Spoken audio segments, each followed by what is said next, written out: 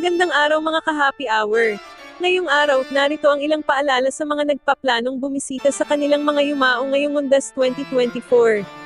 Mga mahalagang paalala para makaiwas sa traffic. Umalis ng maaga at huwag sumabay sa rush hour. Maghanap ng alternatibong ruta para maiwasan ang traffic. Alamin ang mga pwedeng puntahang lugar kung sakaling mahiwalay sa mga kasama. Mahigpit na ipinagbabawal ang mga sumusunod na bagay. Firearms at kahit anong matulis na bagay. Loud sound systems tulad ng speaker.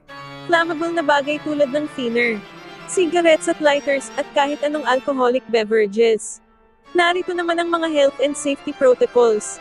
Magdala ng hand sanitizer o tissue. Magsuot ng face mask kung kinakailangan. Alamin ang mga numerong pwedeng matawagan sakaling magkaroon ng emergency. Huwag iwanang nakasindi ang mga kandila at maghanda ng first aid kit. Ilan sa mga mahalagang paalala sa mga nagpaplanong bumisita sa kanilang mga yumao ngayong Undas. Manatiling nakatutok sa special coverage ng DZRH at MBC TV Network News Update para sa iba pang mga latest update tungkol sa Undas.